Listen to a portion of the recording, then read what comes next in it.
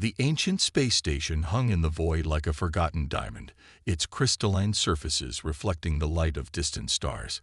Commander James Reed stood at the observation deck of the Earth ship Discovery, his weathered face illuminated by the strange patterns that danced across the station's surface. "Sir, we've managed to bypass the outer security protocols," reported Jack White, the team's tech specialist. His fingers moved quickly across the floating holographic display. "The station's internal systems are still active after all these years." Reed nodded, his gray eyes fixed on the massive structure before them. After 20 years of space exploration, he thought he had seen everything. But this was different. The station predated human civilization by at least 50,000 years, yet it hummed with an energy that felt almost alive. "Begin docking procedures," Reed commanded, "and make sure the research team is ready." The Discovery's engines purred softly as they approached the ancient dock. For 3 months, they had followed the mysterious signal that led them here, to the edges of known space. The station's existence hadn't been recorded in any of the databases shared by Earth's alien allies, which made Reed both excited and nervous. 4 hours later, Reed led the first team into the station. The air inside was perfectly breathable, maintained by systems that had outlasted entire civilizations. Their boots echoed against metal floors that looked like they had been polished yesterday. "This doesn't make sense," muttered Dr. Anna Wells, the team's scientist. She waved her scanner around, frowning at the readings.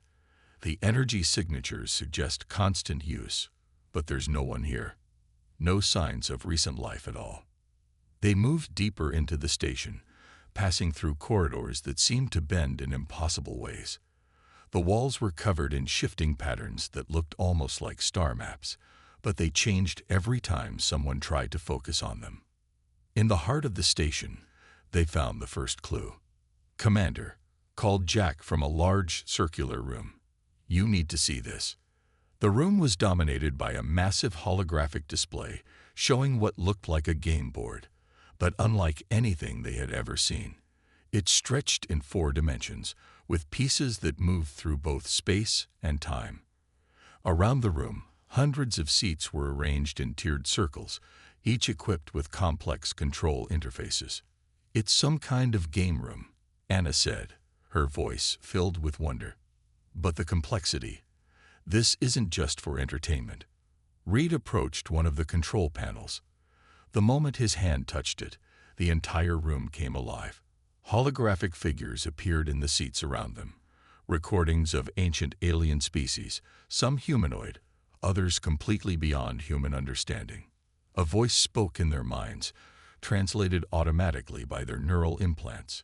"Welcome to the grand game. You have accessed historical record 7249B.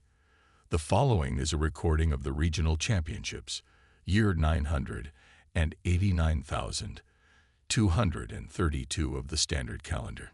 They watched in amazement as the recorded figures began to play.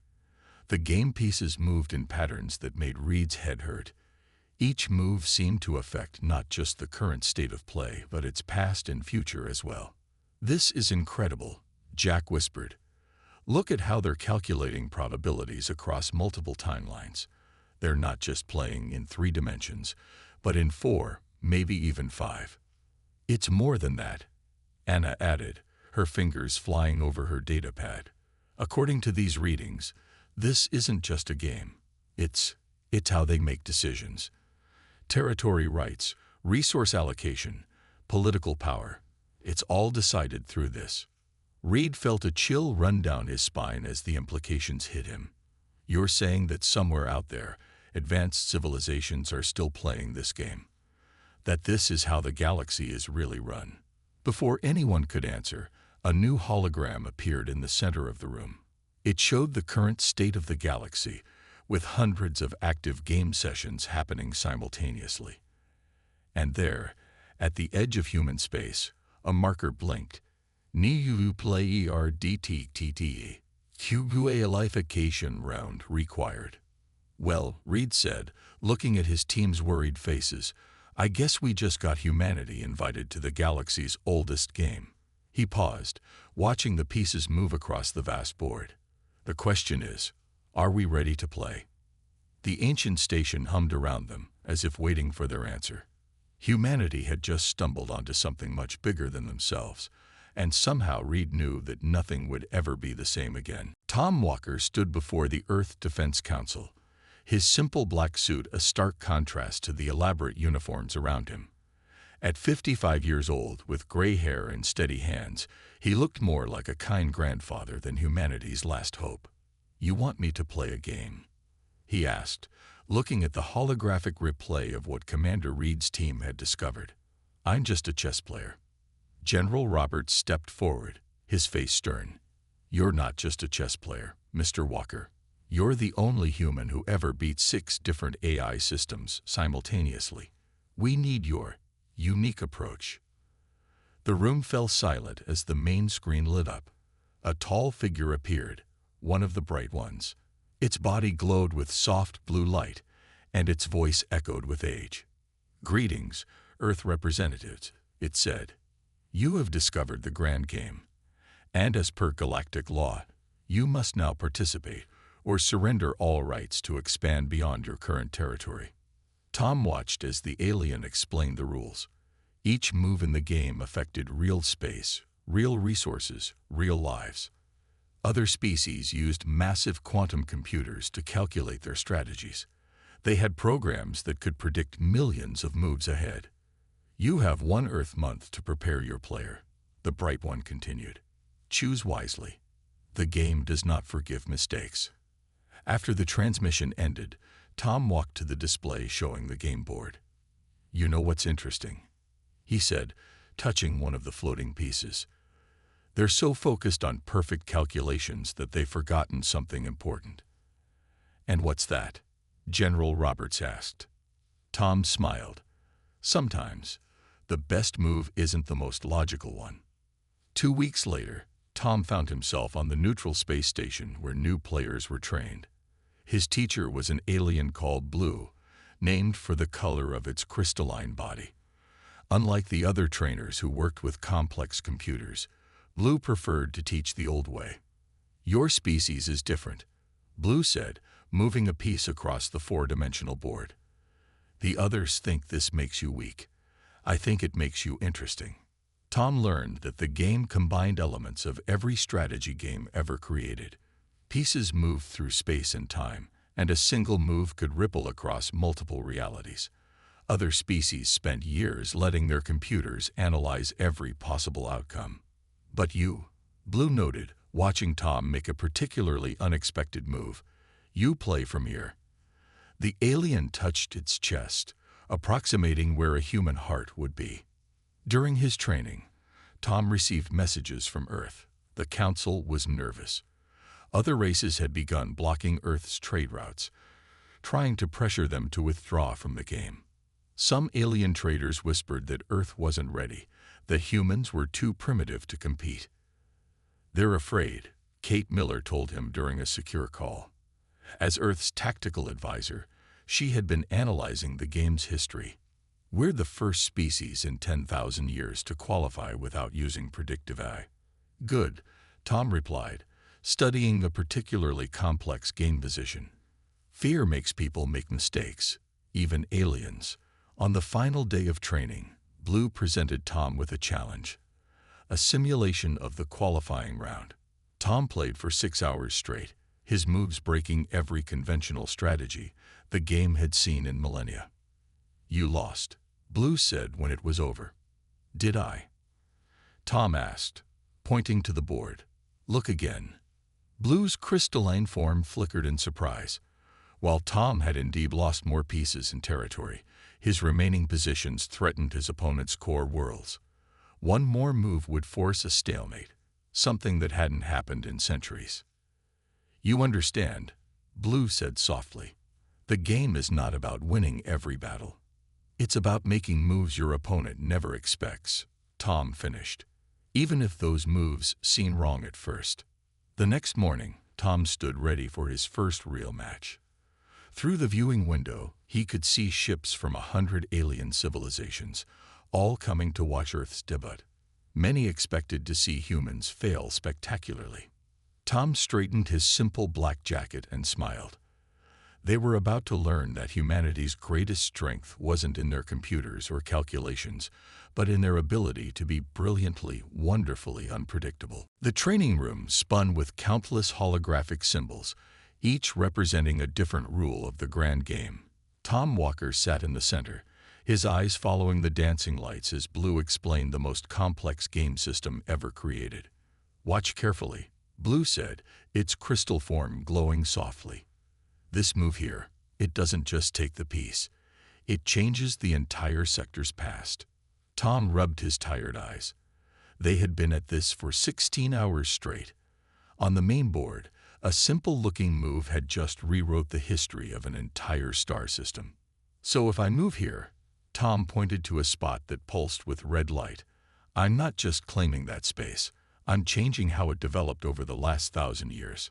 "Correct." Blue's voice carried a hint of approval. "But the other players calculate every possible outcome. Their computers run billions of simulations before each move." Tom stood up and walked around the four-dimensional board. Unlike regular chess or any Earth game, the pieces here existed in multiple states at once. Some moves could only be seen if you looked at the board from exactly the right angle in exactly the right time. "Tell me something," Tom said, moving a piece that looked like a twisted pyramid. "Has anyone ever tried this?" The piece flew through 3 different time streams, broke 2 supposed rules, and landed in a spot that seemed completely wrong. Blue's crystalline form flickered, the alien equivalent of a surprised blink. That move is not in any database," Blue said. "It breaks all standard strategies." The alien paused. "It actually works." "How did you know?" Tom smiled. "I didn't. Sometimes you have to try something just because it feels right." Later that day, Kate Miller called from Earth. Her hologram appeared worried as she shared the latest news. "The other species are talking," she said. "They can't understand why we don't use computers to play. Some think we're hiding something. Others think we're just stupid." "Let them think what they want," Tom replied, still studying the board. "How's the data analysis going?" Kate's hologram waved her hand, bringing up charts and figures. "We've found something interesting. Every species that joins the game eventually starts playing the same way. They all use the same basic strategies, just with faster computers. They're all copying each other," Tom mused, "following patterns that worked before. No one tries anything new anymore." That night, Tom couldn't sleep. He stood in the training room alone, watching the pieces move through time and space. Something about the game kept bothering him. Something important. "Computer," he called out, "show me the winning moves from the last 100 championship games." The air filled with golden lines, each showing a winning strategy. Tom walked through them, studying each one. Then he saw it. "Blue," he shouted, not caring that it was the middle of the night. "I need to show you something." The alien arrived quickly, its glow dimmed to show tiredness. "What have you found?" "Look at these winning moves," Tom pointed excitedly. "Every single one follows perfect mathematical logic. But what if that's not the point of the game at all?" Blue moved closer to the display. "Explain." "The game doesn't just control resources and territory," Tom said. "It's about how you think. All these species, they're so focused on finding the perfect move that they've forgotten how to take risks, how to try new things." He grabbed a piece and made a move that sent ripples through the display. "Look what happens when I do something completely unexpected." The whole system has to adapt. It creates new possibilities that their computers never considered. Blue's glow brightened as understanding dawned. The oldest races, they've been playing this game so long, they've forgotten how to think outside their patterns. "Exactly," Tom said. "And that's why they're afraid of us. Humans still know how to be unpredictable. We still know how to take crazy risks that might just work." As the night cycle ended and artificial dawn broke over the station, Tom had learned the most important rule of the game. Sometimes the best strategy was to break all the strategies that came before. The game arena stretched up like a giant bowl, filled with thousands of alien spectators.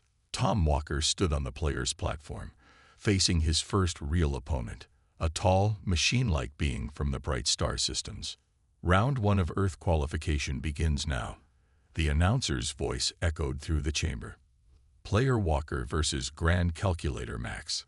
Tom looked at the massive game board floating between them.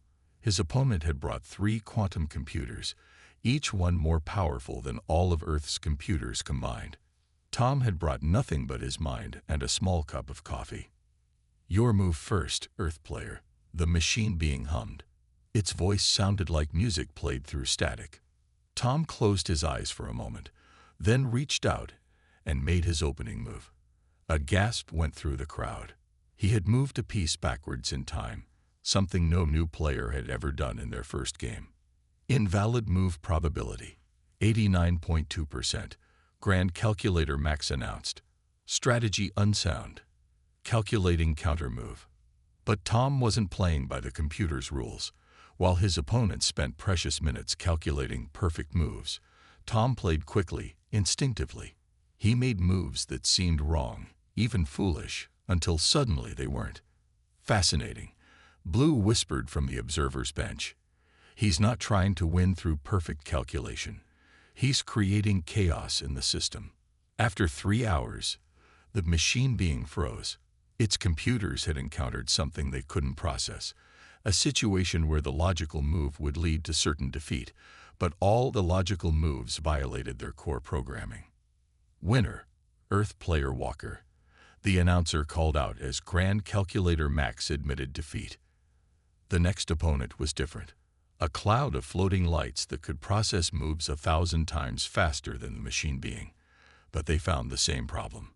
Tom's unpredictable style created situations their logic couldn't handle. "How is he doing this?" Kate Miller asked Blue as they watched Tom's third match. "Every move he makes should lead to defeat, but somehow he plays like the wind," Blue answered. "You cannot calculate which way the wind will blow. You can only watch and adapt." The qualifying rounds continued for 3 days. Tom faced 7 opponents, each one more advanced than the last. He lost 2 games, but even his losses were strange. He turned them into draws at the last moment, something that hadn't happened in competition for centuries. Before his final qualifying match, Tom received an urgent message from Earth. Kate's hologram appeared, looking worried. "Tom, something's happening," she said. "After your last win, 3 different alien species suddenly withdrew their trade agreements with Earth. They're scared." Tom nodded, sipping his coffee. "Good. Fear makes them predictable. What else?" "The older races are gathering," Kate continued. "They've been watching every move you make. Some are saying humans need to be contained." The final qualifying match put Tom against a being of pure energy called the Light Weaver. As they played, Tom noticed something strange. His opponent wasn't just trying to win. They were trying to understand how he thought. "Your moves make no sense," the Light Weaver said after 4 hours of play. "Yet they'd follow a pattern we cannot see." "How?" Tom moved a piece that changed the color of an entire sector. "Maybe that's because you're looking for patterns that aren't there." "All things have patterns," the Light Weaver insisted. "All strategies can be calculated." "That's where you're wrong," Tom replied, making his final move. "The best strategies are the ones that break the patterns." The game ended in another draw, the third one in Tom's matches. The qualifying rounds were over, and Earth had earned its place in the championship tournament. But as Tom looked up at the thousands of alien faces watching him, he knew this was just the beginning. Something was shifting in the galaxy. The old powers were worried, and Tom Walker, the simple chess player from Earth, had just shown them why they should be. Kate Miller stood in the ancient data archives of the game station, surrounded by floating screens of information. What she found made her blood run cold. "Tom, you need to see this," she said into her communicator. "The game isn't just about territory and resources. It's about control. Tom arrived minutes later, still tired from his latest practice match. The championship tournament would begin in 3 days, but what Kate had discovered seemed far more important. Look at this, Kate pointed to a stream of data. Every time a new species joins the game, they follow the same pattern. First, they play their own way. Then, they start using computers. Finally, they all end up playing exactly like the ancient races want them to. Tom studied the information. They're not just teaching strategy, he realized. They're teaching everyone to think the same way. Blue appeared in the doorway, its crystal form dimmer than usual. You found it, then. The truth about the game. You knew? Kate asked, turning to face their alien friend. I suspected, Blue replied. My people were once like yours. Creative, unpredictable. Then we joined the game. Now we calculate every move, every choice. We forgot how to take risks. Tom walked through the data displays, his face lit by their glow. Show me the species that didn't conform, he said. Kate typed on the floating keyboard. That's the scary part. Every species that kept playing their own way. They just disappear from the records. Their territories get divided up in emergency games after some convenient crisis. Like the Silver Wings, Blue added. They were brilliant players, but they refused to use quantum computers. Then their sun suddenly went unstable. The game awarded their worlds to the older races for safekeeping. Tom sat down heavily in a nearby chair. The ancient races aren't just running the galaxy through the game. They're using it to eliminate any species that might think differently. And now they're worried about us, Kate said, because you keep winning without following their rules. A soft alarm sounded through the station. On the main screen, a message flashed. The championship tournament had been moved up. It would begin tomorrow. They're not going to wait, Tom said. They want to end this before we can tell anyone what we found. Blue's crystal form pulsed with worry. The grand strategist never moves up a tournament. This is unprecedented. We need to warn Earth, Kate started, but her communication device only produced static. Communications are down. How convenient. Tom stood up, his face set with determination. They're probably blocking all messages to Earth, but they can't stop the game broadcasts. Too many species watch them. What are you thinking? Blue asked. The game shows the truth about how people think, Tom said. So let's use it to show everyone what's really happening. We'll play their game, but we'll play it our way. Kate's eyes widened as she understood. The championship match. Everyone in the galaxy will be watching. If you can prove that their way isn't the only way to think, it would break their control, Blue finished. But the grand strategist has never lost. Not in 10,000 years. Tom walked to the window, looking out at the stars. Then it's time someone beat them at their own game. Not with computers, not with perfect calculations, but with human unpredictability. As they left the archives, none of them noticed the small drone that had been watching. In chambers high above, the grand strategist received its report. For the first time in millennia, the ancient being felt something close to fear. The humans had discovered the truth, and tomorrow they would either be silenced, or they would change everything. The oldest game in the galaxy was about to become something entirely new. The championship arena looked different today. Instead of the usual bright lights, dark clouds seemed to swirl around the ceiling. The grand strategist had arrived. Tom Walker stood on his platform, looking smaller than ever in his simple black suit. Across the vast game space, his opponent appeared, a beam of pure golden light and swirling energy that had ruled the game for 10,000 years. Are you sure about this? Kate whispered from her position at the observer station. They've blocked all communications with Earth. If something goes wrong, then make sure you record everything. Tom replied quietly. The galaxy needs to see this match. Blue's crystal form glowed softly nearby. Remember what we discovered. The grand strategist doesn't just play the game. They are the game. Every rule, every pattern. was made by them, Tom finished. Which means they've never had to play against something they don't understand. The announcer's voice boomed through the arena. The final championship match begins. The Grand Strategist versus Earth Player Walker. The game board appeared between them, more complex than any Tom had faced before. It shifted through multiple dimensions, each layer representing different points in time and space. Your presence here is a mistake, the Grand Strategist's voice echoed in everyone's mind. One that will be corrected. Tom smiled and made his first move. He didn't touch any of the main pieces. Instead, he activated a small, seemingly worthless token on the edge of the board. The crowd gasped. Invalid strategy, the Grand Strategist announced. Your move wastes resources and gains no advantage. But Tom wasn't finished. His next 3 moves seemed equally pointless, until suddenly the pattern emerged. He hadn't been playing to win those positions. He had been changing how the game itself flowed through time. Impossible. The Grand Strategist's form flickered. Those moves, they alter the fundamental rules of calculation.